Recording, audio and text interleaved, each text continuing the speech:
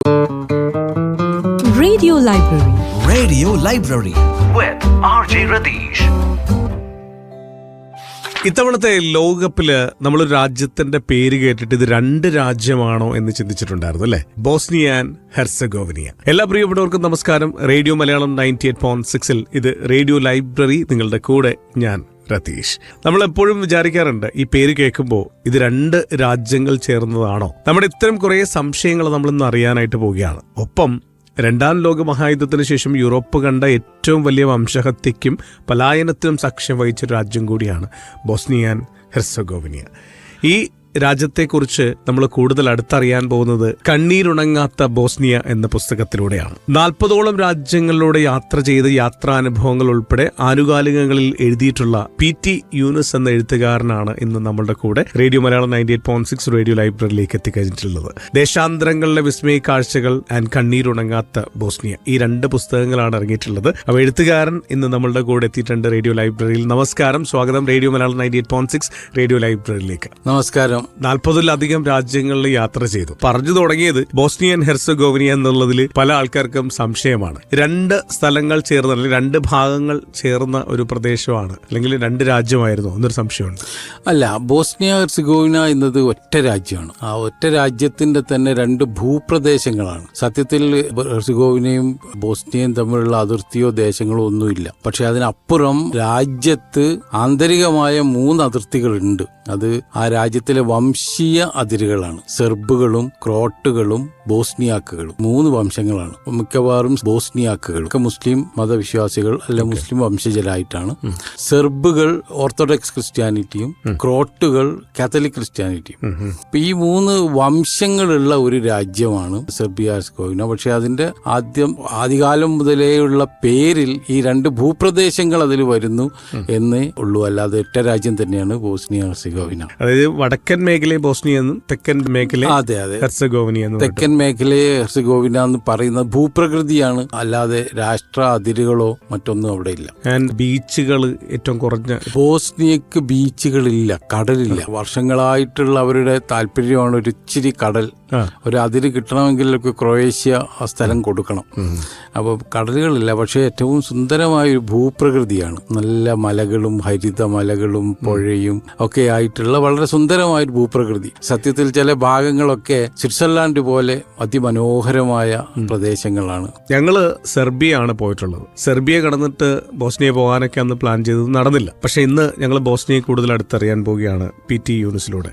സെർബിയയിൽ പോയിട്ടാണ് ബോസ്നിയയിലേക്ക് പോയത്. അതെ, ഞാൻ ആദ്യം സെർബിയയിലേക്കാണ് പോയത്. ഒരാഴ്ചക്കാലം സെർബിയയുടെ പല മേഖലയിലും പല ഭാഗങ്ങളിലും സഞ്ചരിച്ചു. അവിടുത്തെ ആൾക്കാരെ കണ്ടു, സംസാരിച്ചു. പ്രധാനമായും എന്റെ യാത്രയുടെ പ്രത്യേകത ഉദ്ദേശം തന്നെ ബോസ്നിയ 1990 ആദ്യത്തിൽ ബോസ്നിയയിൽ നടന്ന വംശഹത്യയും യുദ്ധവും അത് കഴിഞ്ഞ് 25 വർഷത്തിന് ശേഷമാണ് ഞാൻ പോകുന്നത്. അപ്പൊ ആ ഒരു കാലത്ത് ഈ 3 വംശങ്ങളും ആ പ്രദേശത്തെ 3 വംശങ്ങളും തമ്മിൽ ആയിരുന്നു ഈ ആഭ്യന്തര കലാപം ഉണ്ടാവുകയും അത് അവസാനം സ്രെബ്രനിച്ചയിലെ ഒരു വലിയ വംശഹത്യയിൽ എത്തി നിൽക്കുകയും ചെയ്തു. അപ്പൊ അതിന് ഒരു പ്രധാന കക്ഷിയായി ഉണ്ടായിരുന്ന സെർബുകളുടെ രാജ്യമാണ് സെർബിയ. അപ്പൊ സെർബുകളുടെ ആ വേർഷൻ ആദ്യം അറിയാം എന്നതായിരുന്നു എന്റെ സെർബിയൻ യാത്രയുടെ ഉദ്ദേശം. ആദ്യം സെർബിയയിൽ പോയി. സെർബിയയിലെ ക്രൊയേഷ്യൻ അതിർത്തിയിലും ബോസ്നിയൻ അതിർത്തിയിലും സെർബിയക്കകത്ത് തന്നെയും സഞ്ചരിച്ച് അവിടുത്തെ മനുഷ്യന്മാരുമായി സംസാരിച്ച് കഥകളൊക്കെ അറിഞ്ഞ ശേഷമാണ് ഞാൻ ബോസ്നിയയിൽ 2 ആഴ്ചക്കാലത്തേക്ക് പോകുന്നത്. ബലിപെരുന്നാൾ ദിനത്തിൽ ഉച്ചനേരം ബാൽക്കൻ ആകാശത്ത് താഴ്ന്നു പറക്കുന്ന ഒരു കൊച്ചു വിമാനത്തിൽ സെർബിയയിൽ നിന്ന് ബോസ്നിയയിലേക്കുള്ള യാത്രയിലാണ് ഞാൻ. താഴെ മണ്ണും മഞ്ഞും വെള്ളവും മരങ്ങളും വർണ്ണങ്ങൾ ചാലിച്ചെഴുതിയ സുന്ദരമായ ഭൂചിത്രം. ആ ചേതോഹര ദൃശ്യത്തെ കാഴ്ചയിൽ നിന്ന് മറച്ചും തെളിയിച്ചും ഭൂമിക്ക് മുകളിലൂടെ ഒഴുകി നീങ്ങുന്ന മേഘക്കെട്ടുകൾ. ഭൂമിയിലെ മനുഷ്യർ ചിട്ടപ്പെടുത്തി കണ്ണിമ വെട്ടാതെ കാവലിരിക്കുന്ന അതിർത്തി വരകളൊക്കെയും ധിക്കരിച്ച് ആകാശത്തിലൂടെ സ്വതന്ത്രമായി പാറുന്ന മേഘമാലകൾ. അവയെ വകഞ്ഞൊതുക്കി ബോസ്നിയൻ മണ്ണിലേക്ക് താഴ്ന്നിറങ്ങവേ 2.5 പതിറ്റാണ്ട് കാലം മനസ്സിലൊതുക്കി വെച്ച ആകാംക്ഷകളൊക്കെയും ചിറകടിച്ചുയർന്നു. സെർബിയയിൽ നിന്നും ബോസ്നിയയിലേക്കുള്ള യാത്ര. ആ യാത്ര വളരെ നേരത്തെ തീരുമാനിച്ചു, പ്ലാൻ ചെയ്ത് കൃത്യമായ ഐറ്റിനറികളൊക്കെ ഉണ്ടാക്കി നമ്മൾ കാണേണ്ട മനുഷ്യന്മാരെയും സംസാരിക്കേണ്ട വിഷയങ്ങളും ഒക്കെ നേരത്തെ തീരുമാനിച്ച ശേഷം ആയിരുന്നു ആ യാത്ര. സെർബിയയിൽ നിന്ന് ബോസ്നിയയ്ക്ക് ഇറങ്ങുമ്പോൾ നമ്മൾ അവിടെ പോകാനുള്ള ആകാംക്ഷ, എന്തൊക്കെയാണ് കാണേണ്ടത്, എന്തൊക്കെയാണ് അന്വേഷിക്കേണ്ടത് എന്നൊരു ആകാംക്ഷ ഉണ്ടായിരുന്നു. കാരണം ഞാൻ ഖത്തറിലെത്തുന്നത് 1989 92 മുതൽ 95 വരെയാണ് ഈ ബോസ്നിയൻ യുദ്ധം നടക്കുന്നത്.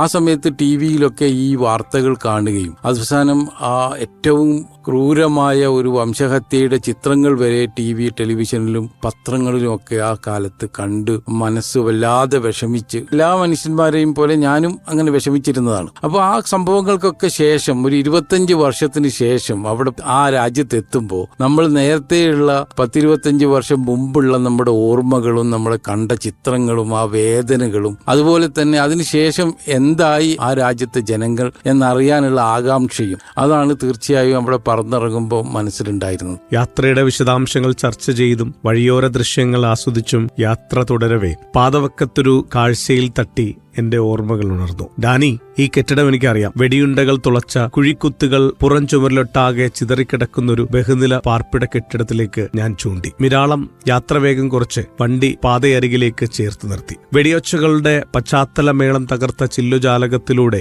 പുറത്തേക്കാളുന്ന തീനാളങ്ങൾ, എരിയുന്ന പാർപ്പിടത്തിൽ നിന്ന് പ്രാണനും മുറുകെ പിടിച്ചോടുന്ന നിസ്സരുടെ നിലവിളികൾ, സ്ത്രീകളും കുട്ടികളും വൃദ്ധരും മുൻവശത്തെ 4 വരിപ്പാതകൾ കുറുകെ ഓടിയെത്തുന്നതിന് മുൻപേ വെടികൊണ്ട് വീണു പോകുന്നവർ, അവരിൽ മാറോടണച്ചു പിടിച്ച കുഞ്ഞുമായി വീണുപോയ ഒരമ്മയുടെ കയ്യിൽ നിന്ന് കുഞ്ഞിനെ കോരിയെടുത്ത് പിറകോട്ടു നോക്കി അലമുറയിട്ട് ഓടുന്ന ഒരു മധ്യവയസ്കന്റെ ചിത്രം ഒട്ടുമേ മങ്ങാതെ മനസ്സിൽ തെളിഞ്ഞിരിപ്പുണ്ട്. ആ ഒരു സമയത്ത് അവിടെ ഉണ്ടായിരുന്നു എന്നുള്ള രീതിയിൽ കൂടിയാണ് എഴുതിപ്പോയത്. ടെലിവിഷനിൽ ടിവിയിൽ കണ്ട ചില രംഗങ്ങളാണ്. ബോസ്നിയൻ യുദ്ധകാലത്ത് സരയാവോയിൽ, അവിടുത്തെ തലസ്ഥാനത്ത് സരയാവോയിൽ ടിവിയിലും പത്രത്തിലും ചിത്രങ്ങളായി നമ്മൾ കണ്ട ചില കാഴ്ചകളായിരുന്നു. അപ്പോ ഡാനി, മിരാളം അവരാണ് എന്റെ യാത്രാ സഹായികൾ. അവർ രണ്ടുപേരും ആ ബോസ്നിയക്കാരാണ്. അവരുമായി വളരെ ദീർഘകാലം, മാസങ്ങൾക്ക് മുമ്പേ തന്നെ നമ്മുടെ പരിപാടികളെല്ലാം, യാത്രാ പദ്ധതികളെല്ലാം ഫിക്സ് ചെയ്തതായിരുന്നു. അതിനുശേഷം അവിടെ എത്തി അവരുടെ കൂടെ പോകുന്ന സമയത്ത് ആ ഒരു കെട്ടിടം, പണ്ട് പത്രവാർത്തയിലും ചിത്രത്തിലും ടിവിയിലൊക്കെ കണ്ട ആ ഒരു കെട്ടിടം, ഇപ്പോഴും വെടിയുണ്ടകൾ തുളഞ്ഞു കിടക്കുന്ന ചുമരുകളുമായി നിൽക്കുന്ന കെട്ടിടം, ആ കെട്ടിടം കണ്ടപ്പോൾ ഞാൻ ആ പഴയ ഓർമ്മകളിലേക്ക് മടങ്ങിപ്പോയി. അങ്ങനെ അവരോട് വണ്ടി ഒരു ഭാഗത്ത് നിർത്തി അവിടെ ഒന്നിറങ്ങി ആ ഓർമ്മകളിലൂടെ തിരിച്ചു പോയതാണ് ആ വരികളിലൂടെ എഴുതി വെച്ചിരിക്കുന്നത്. കാപ്പി കഴിഞ്ഞ് മിരാളം എന്റെ കൈപിടിച്ച് മുകൾ തട്ടിലെ പൂമുഖത്തേക്ക് നടന്നു. അവിടെ ഫലവൃക്ഷങ്ങളും പൂച്ചെടികളും നിറഞ്ഞ ഉദ്യാനത്തിന്റെ സുന്ദര ദൃശ്യം. ഉദ്യാനത്തിലൊരു മേശവട്ടത്തിൽ വൂക്ക് കുടുംബത്തോടൊപ്പം ഗതകാല സ്മരണകൾ പങ്കിട്ടുറക്കിച്ചിരിക്കുന്ന സുഹൃത്തുക്കൾ. പൂമുഖത്ത് നിന്ന് കയ്യെത്തും ദൂരത്ത് പീച്ചു മരച്ചില്ലകളിൽ നിറയെ പഴുത്തു തൂങ്ങുന്ന പഴങ്ങൾ. മിരാളം പാകമായ പീച്ചു പഴങ്ങൾ തെരഞ്ഞ് കൈകൊണ്ട് പറിച്ചെടുത്ത് ഞങ്ങൾക്ക് നീട്ടി. അത്യപൂർവമായ പ്രകൃതിയുടെ സ്വാദ്. ഞങ്ങൾക്ക് സ്വാദിഷ്ടമായ പഴങ്ങളുണ്ട്, തെളിഞ്ഞ നീരുറവുകളുണ്ട്, നല്ല മണ്ണും മരങ്ങളും മനുഷ്യരും നാൽക്കാലികളുമുണ്ട്. എന്നിട്ടും ഒരു നല്ല രാഷ്ട്രനായകരോ കറപുരളാത്ത രാഷ്ട്രീയക്കാരനോ ഇല്ലാതെ പോയി. മിരാളം വർത്തമാനകാല ബോസ്നിയയുടെ രേഖാചിത്രം വരച്ചിട്ടു. യൂഗോസ്ലാവ്യ എന്ന വലിയ രാജ്യം വിഘടിച്ച് അതിന്റെ ഓരോരോ രാഷ്ട്രങ്ങൾ സ്വതന്ത്ര രാഷ്ട്രങ്ങളായി മാറുകയായിരുന്നു 1990 മുതൽ. അതിലൊരു രാഷ്ട്രമാണ് ഈ ബോസ്നിയ ഹെർസിഗോവിന. ആ സമയത്ത് അവരുടെ ആ യുദ്ധത്തിന് നേതാവായി, ആ രാജ്യത്തിന്റെ സ്വാതന്ത്ര്യത്തിനും പരമാധികാരത്തിനും അവരുടെ മുന്നിൽ നിന്ന് നയിച്ച ആളായിരുന്നു അലിയ ഇസത് ബഗോവിച്ച്. ആ ബഗോവിച്ചിനെ കുറിച്ച് വലിയ വലിയ ഓർമ്മകളാണ് ലോകത്ത് എല്ലാവർക്കും ആ സമയത്തും അതിനുശേഷം ഉണ്ടായിരുന്നത്. അപ്പൊ സ്വാഭാവികമായും അലിയ ഇസത് ബഗോവിച്ചിന്റെ മകനായിരുന്നു ബാക്കർ ബഗോവിച്ചാണ് ഞാൻ അവിടെ സന്ദർശിക്കുന്ന സമയത്ത് അവിടെ ഭരണത്തിലുണ്ടായിരുന്നത്. അപ്പൊ അതിനുശേഷം യുദ്ധാനന്തരം നീണ്ട കാലത്തിന് ശേഷം 25 വർഷത്തിന് ശേഷം നമ്മൾ ആ രാജ്യത്തെ ജനങ്ങളുമായി സംസാരിക്കുമ്പോൾ അവരുടെ പ്രതികരണം, ഒറ്റവാക്കിലുള്ള പ്രതികരണം, ഒരു ഖണ്ഡികയിലുള്ള പ്രതികരണം അവിടെ മൊത്തം ആ രാജ്യത്തിന്റെ അവസ്ഥയെ ആ കാലത്തെ പ്രതിനിധീകരിക്കുന്നുണ്ട്.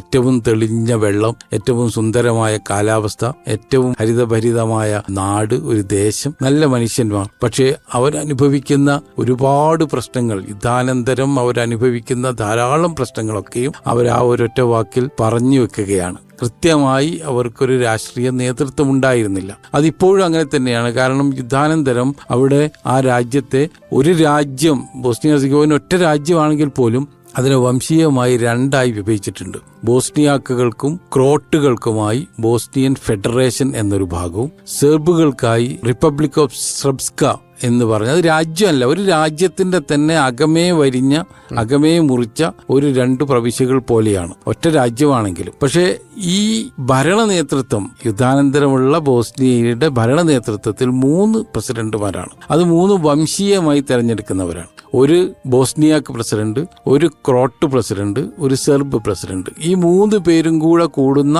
ഒരു പ്രസിഡൻഷ്യൽ കൗൺസിലാണ് അവിടെ ഭരിക്കുന്നത്. അപ്പോൾ തന്നെ ഒരു രാജ്യത്തിന്റെ നയങ്ങളും രാജ്യത്തിന്റെ ചിട്ടകളും എത്രമാത്രം പുരോഗതിയിലേക്ക് പോകും എന്ന് ആലോചിക്കാൻ പറ്റും. അവരുടെയൊക്കെ മേലെയാണ് വേറെ ഒരു ഭരണകാര്യങ്ങൾക്ക് നേതൃത്വം മേൽനോട്ടം വഹിക്കാനുള്ള ഒരു സമിതിയുണ്ട്. അപ്പൊ അങ്ങനെയാണ് ആ രാജ്യത്തിന്റെ ഭരണം പോയിക്കൊണ്ടിരിക്കുന്നത്. അപ്പൊ നമ്മുടെ പ്രതീക്ഷകൾ, ആ രാജ്യത്തിന്റെ കുറിച്ചുള്ള പ്രതീക്ഷകളൊക്കെയും അലിയ ഇസത്ത് ബഗോവിച്ചിന്റെ ഓർമ്മകളിലാണ് നിലനിൽക്കുന്നത്. അവിടെ ചെന്ന് ആ ആൾക്കാരുമായി സംസാരിക്കും. 25 വർഷത്തിന് ശേഷം ആ ആൾക്കാരെ കാണുന്നത് അവരുടെ രാജ്യത്തിന്റെ ഈ ഒരു അവസ്ഥയാണ്. 90കളിൽ വംശീയത കുരുതിക്കളം തീർത്ത ബോസ്നിയൻ മണ്ണിലൂടെ എഴുത്തുകാരൻ PT യൂനസ് നടത്തിയ യാത്രാ അനുഭവങ്ങളാണ് കണ്ണീരുണങ്ങാത്ത ബോസ്നിയയിലൂടെ നമുക്ക് സമ്മാനിക്കുന്നത്. എഴുത്തുകാരൻ PT യൂനസ് നമ്മളുടെ കൂടെയുണ്ട്. ഹരിതസുന്ദരമായ പ്രകൃതി ആസ്വദിച്ചും ബോസ്നിയയുടെ ഭൂതവർത്തമാന വിശേഷങ്ങൾ വിസ്തരിച്ചും ഞങ്ങൾ ഗ്രാമവീഥികളിലൂടെ യാത്ര തുടർന്നു. ദൂരെ മലമുകളിലൊരു ഗ്രാമത്തിൽ സയോ ഞങ്ങളെയും കാത്തിരിപ്പുണ്ട്. കാടുമൂടിയ മലകളും പുൽമെത്ത വിരിച്ച മലഞ്ചെരുവുകളും സ്ഫടിക സമാനമായ കാട്ടാറുകളും കടന്ന ഞാൻ സയോയുടെ ഗ്രാമത്തിലെത്തി. കൊണീച്ച് പ്രവിശ്യയിലെ ബോർഷി കൃഷിയിടങ്ങളും ഫലവൃക്ഷത്തോട്ടങ്ങളും മേച്ചിൽപ്പുറങ്ങളും ചുറ്റി നീളുന്ന ഗ്രാമപാതയിൽ നിന്ന് ഞങ്ങൾ മലഞ്ചെരുവിലൊരു തോട്ടത്തിലേക്ക് കയറി. കായ്ച്ചു നിൽക്കുന്ന പ്ലം മരങ്ങളുടെ നിര, അതിർത്തി തിരിച്ച കൃഷിഭൂമിയിൽ തേച്ചുമിനിക്കാത്ത ഇഷ്ടിക കല്ലുകൾ കൊണ്ട് ചുമരുകൾ കെട്ടിയ വീട്. ഗൃഹനാഥൻ സയോയും ഭാര്യ അനീസയും ഞങ്ങളെ സ്വീകരിക്കാനെത്തി. ഈ സയോ അനീസ ദമ്പതികളെ അവരുടെ വീട് കാണാൻ, അവരുമായി സംസാരിക്കാൻ, അവരുടെ കൂടെ ഒരു ദിവസം ഭക്ഷണം പാകം ചെയ്ത് കഴിക്കാൻ ഞങ്ങൾ പോർഷി മല കയറിയതാണ്. ഡാനിയുമായിട്ട് നേരത്തെ തീരുമാനിച്ചു വെച്ചതനുസരിച്ചാണ് ഞങ്ങൾ ആ പ്രദേശത്തേക്ക് പോകുന്നത്. ഇവർക്കൊരു വലിയ കഥയുണ്ട്. സയോ ബോസ്നിയാക്ക് വംശജനാണ്. ആ ഭൂപ്രദേശത്ത് അന്ന് യുദ്ധകാലത്ത് അവരവരുടെ വീടും അവരുടെ സ്വത്തും എല്ലാം ഉപേക്ഷിച്ച് പലായനം ചെയ്യുകയായിരുന്നു. ആ സമയത്ത് അനീസയും കുട്ടിയും മാത്രമായിരുന്നു അവിടെ ഉണ്ടായിരുന്നത്. സയോ ലിബിയയിൽ ജോലിക്ക് പോയ സമയമായിരുന്നു. യുദ്ധാനന്തരം യുദ്ധമെല്ലാം അവസാനിച്ച ശേഷം ബോസ്നിയൻ മണ്ണ് ഫെഡറേഷനായും സ്രബ്സ്കയായും വിഭജിച്ച ശേഷം അവർ തിരിച്ചു അവരുടെ ഭൂമിയിലേക്ക് തിരിച്ചു വരികയും അവരുടെ മണ്ണിലേക്ക് തിരിച്ചു വരികയും ആ പ്രദേശം അവർ പോയ സമയത്ത് ഒരു സെർബ് കുടുംബം കൈവശപ്പെടുത്തിയിരുന്നു. ആ സെർബ് കുടുംബത്തിൽ നിന്ന് അവർ പണം കൊടുത്ത് സ്ഥലം തിരിച്ചു വാങ്ങുകയും ആ സെർബ് കുടുംബം സ്രബ്സ്ക ഭാഗത്തേക്ക് പോവുകയും ചെയ്തു. പക്ഷെ അത് വളരെ സുന്ദരമായ ഒരു മലയുടെ ചെരിവാണ്. ഒരുപാട് പഴങ്ങളും പച്ചക്കറികളും ഒക്കെ വിളയുന്ന പുൽമേടുകളൊക്കെ ഉള്ള അതിസുന്ദരമായ ഒരു പ്രദേശം. അപ്പൊ ഞങ്ങൾ അവിടെ ഇരുന്ന് അവരുടെ ആപ്രിക്കോട്ട് മരത്തിന്റെ താഴെ ഇരുന്ന് അവരുമായിട്ട് സംസാരിച്ചുകൊണ്ട് ഭക്ഷണമൊക്കെ പാകം ചെയ്ത് ഇരിക്കുന്ന സമയത്ത് ഞാൻ അവരോട് ചോദിച്ചു, നിങ്ങൾ ആ പഴയ സെർബ് കുടുംബത്തെ കാണാറുണ്ടോ? അപ്പൊ അവരുടെ മറുപടി അത് വളരെ വളരെ വളരെ പ്രധാനമാണ്. പ്രത്യേകിച്ച് 25 വർഷം അവരുടെ യുദ്ധത്തിനും വംശവിരോധത്തിനും വംശവെറിക്കുമൊക്കെ അസ്തമിച്ച ശേഷം 25 വർഷത്തിന് ശേഷം അവർ പറഞ്ഞത്, ഞങ്ങൾ ഇപ്പോഴും വാരാന്ത്യങ്ങളിലൊക്കെ അവരിവിടെ വരും, ഞങ്ങൾ ഈ ആപ്രിക്കോട്ട് മരത്തിന്റെ താഴെ ഇതുപോലെ ഇരുന്ന് ഭക്ഷണം ഉണ്ടാക്കി കഴിക്കും. അപ്പൊ ഞാൻ അവരോട് ചോദിച്ചു, ആ പഴയകാല വംശവിരോധങ്ങളും വംശവിദ്വേഷങ്ങളും അതിന്റെ മറുപടി അത് ലോകം മുഴുവൻ കേൾക്കേണ്ട മറുപടിയാണ്. അവർ പറഞ്ഞത്, ഞങ്ങളുടെ 2 വംശജരുടെയും ജീവിത പ്രശ്നങ്ങൾ ഈ കാലത്ത് ഒന്നാണ്. ഞങ്ങൾക്ക് ഒരു പ്രശ്നം, ആ വംശത്തിന് വേറെ ഒരു പ്രശ്നം എന്നൊന്നില്ല. സത്യത്തിൽ ഈ വംശീയതയും വംശവിദ്വേഷവും വംശവെറിയും ഇതൊക്കെയും സൃഷ്ടിച്ചെടുക്കുന്നതാണ്. സാധാരണ എല്ലാ മനുഷ്യരും സമാധാനത്തോടെ സ്വസ്ഥമായി ജീവിക്കാൻ ആഗ്രഹിക്കുന്നതാണ്. അവർ ഈ വംശവെറിയുടെ ഉപകരണങ്ങളായി മാറിപ്പോവുകയാണെന്ന് 25 വർഷത്തിന് ശേഷം അവർ തിരിച്ചറിഞ്ഞു. ഞങ്ങൾ അവരുടെ കൂടെ ഒരു ദിവസം മുഴുവൻ അവിടെ ചെലവഴിക്കുകയും അവരുടെ തോട്ടത്തിലൂടെ നടക്കുകയും അവരുടെ കഥ കേൾക്കുകയും ഒക്കെ ചെയ്ത് തിരിച്ചു പോരുമ്പോൾ നമ്മുടെ മനസ്സിലൊരു വല്ലാത്തൊരു വിഷാദം ഇങ്ങനെ വരും. കാരണം ലോകം ഈ കാര്യങ്ങൾ അറിയുന്നില്ലല്ലോ. ഇനിയും നമ്മൾ ഈ വംശത്തെയും വംശീയതയെയും ഇങ്ങനെ താലോലിച്ച് കൊണ്ടുപോവുകയാണല്ലോ എല്ലാവരും മനുഷ്യരാണ് എന്ന് മനസ്സിലാക്കാൻ ഈ മനുഷ്യർക്ക് കഴിഞ്ഞ പോലെ ഇനി എല്ലാവർക്കും കഴിയാത്തത് എന്ത് എന്നുള്ള ഒരു ചോദ്യത്തോടെയാണ് ഞങ്ങൾ അന്ന് ആ മലയിറങ്ങിയത്. ഇനി ഒരിക്കലും ഇവരെ വിട്ടുപോകില്ലെന്ന് ഞാൻ അന്ന് ശപഥം ചെയ്തതാണ്. സയോ അനീസയെയും മക്കളെയും നോക്കി. ഈ ഭൂമി സെർബ് വംശജനിൽ നിന്ന് ഞങ്ങൾ വാങ്ങിയതാണ്. ഞങ്ങൾക്ക് വേണമെങ്കിൽ ഈ ഭൂമിയൊക്കെ കയ്യേറി സ്വന്തമാക്കാമായിരുന്നു. പക്ഷെ ഞങ്ങൾ അവർക്ക് ചോദിച്ച പണം നൽകി. നമുക്ക് അവകാശപ്പെടാത്തത് ഉപയോഗിക്കാൻ അള്ളാഹു അനുവാദം തന്നിട്ടില്ലല്ലോ. സയോ മുകളിലേക്ക് കണ്ണുകൾ ഉയർത്തി കരങ്ങളും. അവരിടയ്ക്കിടെ ഇവിടെ വരാറുണ്ട്. ഞങ്ങൾ കാപ്പി കുടിച്ച് വർത്തമാനം പറഞ്ഞിരിക്കും, അനീസ കൂട്ടിച്ചേർത്തു. യുഗോസ്ലാവിയയുടെ തകർച്ചയെ തുടർന്ന് ബോസ്നിയയും ഹെർസഗോവിനിയും സ്വതന്ത്ര രാജ്യമായി പ്രഖ്യാപിച്ചതിനെ ചൊല്ലി വംശീയ വിഭാഗങ്ങൾ തമ്മിലുണ്ടായ യുദ്ധം. അതാണ് കണ്ണീരുണങ്ങാത്ത ബോസ്നിയയിലൂടെ നമ്മൾ അറിഞ്ഞുകൊണ്ടേയിരിക്കുന്നത്. നാളത്തെ സെബ്രനിറ്റ്സ യാത്രയ്ക്ക് താങ്കൾ പൂർണ്ണമായും സജ്ജനാണോ? ചൂടുള്ള ബോസ്നിയൻ കോഫി ചുണ്ടോടടുപ്പിക്കവേ അമ്ര 3-ാം തവണയും ആവർത്തിച്ചു. തീർച്ചയായും അമ്രിന്റെ ആവർത്തനത്തിൽ നീരസത്തോടെ ഞാൻ ഉറപ്പിച്ചു പറഞ്ഞു. അനേകായിരം സാധു മനുഷ്യരെ നിഷ്ഠൂരമായി കൊന്നുമൂടിയ മരണത്തിന്റെ മലഞ്ചെരുവിലേക്കാണ് പോകേണ്ടത്. ദുർബല ഹൃദയർക്ക് ആ ശ്മശാനത്തിന്റെ സങ്കടത്തിൽ ഏറെ നേരം കഴിച്ചുകൂട്ടാനാവില്ല. അത്രയും ആളൊഴിഞ്ഞൊരു ഞായറാഴ്ച ഉല്ലാസയാത്രയ്ക്ക് വന്ന പലരും അവിടെ മോഹാലസ്യപ്പെട്ടു വീണ അനുഭവമുണ്ട്. അയാൾ ഒന്നുകൂടി വിശദീകരിച്ചു. അമ്ര, ഞാനെന്തിനു ഭയപ്പെടണം? ആ മലഞ്ചെരുവിൽ ഉറങ്ങുന്ന മനുഷ്യരൊക്കെയും രക്തസാക്ഷികളാണ്. പരമകാരുണ്യവാന്റെ സ്വർഗ സൗഭാഗ്യങ്ങളിൽ നിത്യതയാർന്ന അവരെക്കുറിച്ച് എനിക്കെന്ത് വ്യാകുലത. ഞാൻ അമ്രിനെ നിശബ്ദനാക്കി. ഇത് സ്രെബ്രനിറ്റ്സ മസാക്കർ നടന്ന ആ മനുഷ്യന്മാരുടെ മൃതശരീരങ്ങളൊക്കെ മറവ് ചെയ്ത സെമിത്തേരിയിലേക്കും അവരുടെ ഓർമ്മ സ്ഥലത്തേക്കും ഉള്ള യാത്രക്ക് തലേ ദിവസം നമ്മുടെ യാത്ര കോർഡിനേറ്റ് ചെയ്യുന്ന അമ്രുമായിട്ട് സംസാരിച്ചതാണ്. അമ്രു പോകുന്ന സമയത്തെ പറഞ്ഞു അവിടെ ഭയങ്കര ഭീകരമായിരിക്കും അനുഭവം. പ്രത്യേകിച്ച് ഞാൻ ആ ഒരു ദിവസം തെരഞ്ഞെടുത്തത് ഞായറാഴ്ചയായിരുന്നു, അവധി ദിവസം. ഞങ്ങളുടെ യാത്രാ സഹായി ഡാനിയുമായി നേരത്തെ അറേഞ്ച് ചെയ്തനുസരിച്ചിട്ട് ഞങ്ങൾക്ക് ഞായറാഴ്ച ആ മ്യൂസിയവും ആ പ്രദേശവും ഒക്കെ തുറന്നു തരാൻ വേണ്ടി അവളുടെ ഒരു കൂട്ടുകാരിയാണ് അവിടുത്തെ കെയർ ടേക്കർ, അവർ വരും എന്ന് പറഞ്ഞിരുന്നു. അപ്പൊ ആരും ഇല്ലാത്തൊരു സമയത്ത് ആ ഒരു പ്രേതഭൂമിയിലേക്ക് പോകുന്നത് വിഷമമായിരിക്കും എന്നൊക്കെ അമ്ര സംസാരിച്ച ആ ഒരു തുടക്കത്തിൽ അങ്ങനെ ഒരു സംസാരം ഉണ്ടായിരുന്നു. അതിനുശേഷമാണ് ഞങ്ങൾ പിറ്റേ ദിവസം അങ്ങോട്ടേക്ക് പോണത്. സെബ്രനിറ്റ്സ എന്നത് ഒരു ഭീകരമായ വംശഹത്യയുടെ ഒരു ഓർമ്മ സ്ഥലമാണ്. 95 യുദ്ധത്തിന്റെ ഏതാണ്ട് അവസാന സമയമായപ്പോഴേക്കും സെബ്രനിറ്റ്സ ഏരിയയിലൊക്കെ സെർബ് പട്ടാളക്കാർ വന്നു കയറുകയും അവിടെ ഉണ്ടായിരുന്ന ബോസ്നിയാക്കുകളൊക്കെ കൊല്ലാനും തുടങ്ങിയ സമയത്താണ്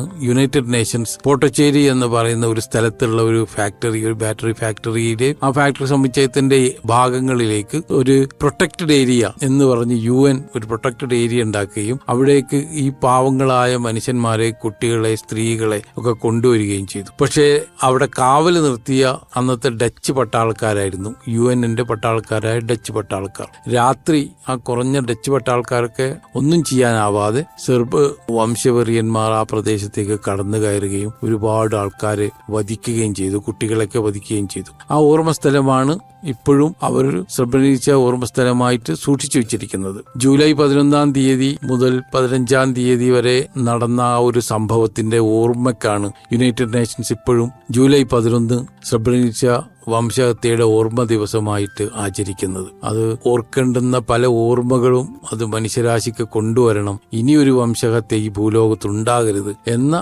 ഒരു ഉദ്ദേശത്തിലാണ് UN അങ്ങനെ ഒരു ദിവസം തെരഞ്ഞെടുത്തിരിക്കുന്നത്. ഞങ്ങളുടെ യാത്ര ഞായറാഴ്ചയായിരുന്നു. ആ പ്രദേശങ്ങളിൽ ഒക്കെ നമ്മൾ പോവുകയും ആൾക്കാരുമായി സംസാരിക്കുകയും സെബ്രനിറ്റ്സയിലെ ഇപ്പോൾ ഉള്ള തലമുറയുമായിട്ടും സംസാരിക്കുകയും ഒക്കെ ചെയ്തിരുന്നു. പക്ഷെ ഈ സ്ഥലത്തേക്ക് ഞങ്ങൾക്ക് വഴികാട്ടിയായി കൂടെ ഉണ്ടായിരുന്ന ആൾ, അവരുടെ കുടുംബത്തിലെ 23 ആൾക്കാരാണ് ആ മസാക്കറിൽ മരണപ്പെട്ടത്. അവിടെ അവസാനം ആ കേന്ദ്രത്തിൽ നിന്നും ആൾക്കാരെ കൊണ്ടുപോകുമ്പോൾ സ്ത്രീകളെ, കുട്ടികളെയും ഒരു ബസ്സിലും പുരുഷന്മാരെയും ആൺകുട്ടികളെയും വേറൊരു ബസ്സിലും കൊണ്ടുപോയി അവരെ ദൂരെ ഒരു സ്ഥലത്ത് കൊണ്ടുപോയി വെടിവെച്ച് കൊല്ലുകയാണ് ഉണ്ടായിരുന്നത്. അത് വിശദമായി എന്റെ പുസ്തകത്തിൽ പ്രതിപാദിക്കുന്നുണ്ട്. ആ ഒരു ഓർമ്മ, നടുക്കുന്ന ഓർമ്മ നമുക്ക് തിരിച്ചു കൊണ്ടുവരുന്ന ഒരുപാട് ലിഖിതങ്ങളും ഒരുപാട് ചിത്രങ്ങളും അവരവിടെ പ്രദർശിപ്പിച്ചിട്ടുണ്ട്. ആ ചിത്രങ്ങളിലൂടെ ഒക്കെ നടന്നുപോയി അവരുടെ ഓർമ്മകളിലൂടെ പോയി 23 കുടുംബാംഗങ്ങൾ നഷ്ടപ്പെട്ട ആ സമയത്ത് അവിടെ ജീവിച്ചിരുന്ന ഒരാൾ പറഞ്ഞ കഥകളൊക്കെ കേട്ട് വല്ലാതെ വിഷമിച്ച് നമ്മൾ സെമിത്തേരിയിലൂടെ നടന്ന ആ ഒരു കാര്യം വളരെ വൈകാരികമായി ഞാൻ ആ പുസ്തകത്തിൽ അവസാന ചാപ്റ്ററിൽ എഴുതി വെച്ചിട്ടുണ്ട്. മഴയ്ക്കും കാറ്റിനും ശക്തി കൂടി വന്നു. ഞാൻ പള്ളി വരാന്തയിൽ കയറി നിന്ന് പാതയ്ക്കപ്പുറത്തെ കെട്ടിടവളപ്പിലേക്ക് നോക്കി. മനം 2 വ്യാഴവട്ടം പിറകിലേക്ക് പറന്നു. കമ്പിവേലിക്കപ്പുറം രക്തത്തിലും കണ്ണീരിലും വിയർപ്പിലും കുഴഞ്ഞ അനേകം നിസ്വരരുടെ രോദനങ്ങൾ, ആർത്തനാദങ്ങളും അട്ടഹാസങ്ങളും, പൊടുന്നനെ ഉയരുന്ന വെടിയൊച്ചയിൽ കെട്ടുപോകുന്ന നിലവിളികൾ, കരഞ്ഞു നിൽക്കുന്നവർക്കിടയിൽ ഒരമ്മയുടെ മാറിൽ പേടിച്ചമർന്നു കിടന്ന പിഞ്ചുകുഞ്ഞിനെ ബലമായി വലിച്ചെടുത്ത് കണ്ടം മുറിച്ച് ആൾക്കൂട്ടത്തിലേക്ക് വലിച്ചെറിയുന്ന രംഗം കാണെ എന്റെ പ്രജ്ഞ സ്തംഭിച്ചുപോയി. ദേഹം വിറയാർന്നു നിന്നു, കാലുകൾ തളർന്നു. അമ്ര, താങ്കളുടെ വാക്കുകളുടെ പൊരുൾ ഇപ്പോൾ ഞാൻ അറിയുന്നു. ഈ താഴ്വരയിൽ ആർക്കും ഏറെ നേരം സ്വസ്ഥത്തോടിരിക്കാനാകില്ല. മോഹാലസ്യപ്പെട്ട് വീഴാതിരിക്കില്ല. വിതുമ്പുന്ന മനസ്സും വിറയ്ക്കുന്ന ഉടലുമായി ഞാൻ പള്ളിയിലേക്ക് വേച്ചു കയറി. ഈ മലഞ്ചെരുവിൽ നിന്ന് പട്ടിൽ പൊതിഞ്ഞ രക്തസാക്ഷികളുമായി കൂട്ടത്തോടെ സ്വർഗത്തിലേക്ക് കയറിപ്പോയ മാലാഖമാർ അത്യുന്നതങ്ങളിലെ സിംഹാസനത്തിന് ചാരെ മനുഷ്യരെക്കുറിച്ച് പരാതികൾ ഉയർത്തിയിരിക്കാം. കപടലോകം വരച്ച സുരക്ഷിത വൃത്തത്തിനകത്ത് പിശാചുക്കൾ അഴിഞ്ഞാടിയപ്പോൾ നിസ്സംഗരായി നോക്കി നിന്ന ഭൂമിയിലെ ഓരോ മനുഷ്യരെക്കുറിച്ചും, ചുമരുകളില്ലാത്ത പള്ളിയിലേക്ക് കാറ്റിൽ പാറിയെത്തുന്ന മഴത്തുള്ളികളിൽ നനഞ്ഞ് പരമകാരുണ്യവാന്റെ മുന്നിൽ ഞാൻ ഏറെ നേരം അകമുരുകി പ്രാർത്ഥനകളോടെ സാഷ്ടാംഗം കിടന്നു. ആ അധ്യായം അവസാനിക്കുന്നത് അങ്ങനെയാണ്. അത് സത്യത്തിൽ അങ്ങനെ സംഭവിച്ചതുമാണ്. നമ്മുടെ മനസ്സ് അങ്ങനെയായി പോകും. ഇതിലെ കക്ഷികളായ സെർബുകളെയും ഞാൻ സംസാരിച്ചിരുന്നു. പല സെർബ് സാധാരണക്കാരുമായും സെർബിയയിൽ പോയ സമയത്ത് അവരുമായും സംസാരിച്ചിരുന്നു. ബോസ്നിയാക്കുകളുമായി സംസാരിച്ചിരുന്നു.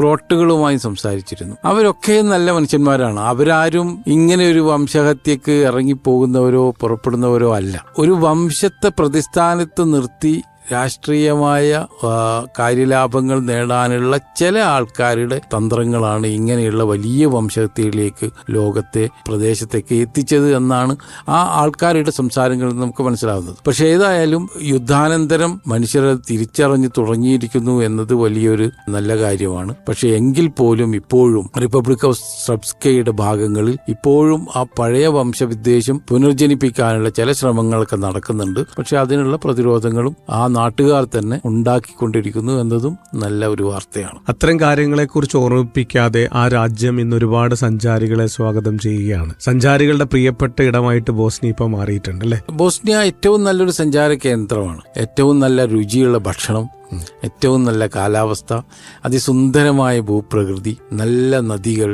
നല്ല ഭക്ഷണം, ചില മലകളിൽ കാടുകളിലൊക്കെ ഒളിഞ്ഞു കിടക്കുന്ന വെള്ളച്ചാട്ടങ്ങൾ, അതുപോലെ തന്നെ കാടുകൾക്കുള്ളിലൂടെ ഒഴുകിപ്പോകുന്ന ചില അരുവികൾ, അതിനിടക്ക് താമസിക്കാനുള്ള സ്ഥലം, വളരെ വളരെ സുന്ദരമാണ് ആ പ്രദേശം. ഇങ്ങനെ ഒരു വംശീയ കലാപത്തിന്റെ പശ്ചാത്തലം ഉണ്ടെങ്കിൽ പോലും ജനങ്ങളും വളരെ വളരെ വെൽക്കമിങ് ആണ്. അതുകൊണ്ട് തന്നെ ഏറ്റവും നല്ല ഒരു പ്രദേശമാണ് യാത്രക്ക് എന്നാണ് എൻ്റെ അനുഭവം. എന്തായാലും കണ്ണീരുണങ്ങാത്ത ബോസ്നിയയിലൂടെ ബോസ്നിയ എന്താണെന്ന് പറഞ്ഞു തരുന്ന പുസ്തകമാണ്, യാത്രാനുഭവമാണ്. ഈ ഒരു പുസ്തകത്തിലെ ബോസ്നിയ അവരുടെ വംശയുദ്ധത്തിനൊക്കെ ശേഷം ഒരുപാട് കാലം മുന്നോട്ട് പോയ ശേഷം നമുക്ക് ഒരുപാട് കാര്യങ്ങൾ പഠിക്കാനുള്ള ഒരു പ്രദേശം കൂടിയാണത്. കാരണം ഞാൻ പോയ സമയത്ത് അവിടെ കണ്ട ആൾക്കാർ യുദ്ധകാലത്തിന് മുമ്പും യുദ്ധകാലത്തും യുദ്ധകാലത്തിന് ശേഷവും വളരെ ദീർഘമായി ജീവിച്ച മനുഷ്യന്മാരാണ്. അവർക്ക് ഈ കാലങ്ങളെല്ലാം അനുഭവം നമ്മോട് പങ്കുവെക്കുമ്പോൾ അവർ സത്യത്തിൽ ലോകത്തോട് ഒരുപാട് കാര്യങ്ങൾ പറയാനുള്ള ഒരു രാജ്യം കൂടിയാണ് ബോസ്നിയ. അതുപോലെ തന്നെ ഏറ്റവും സുന്ദരമായ സന്ദർശിക്കേണ്ട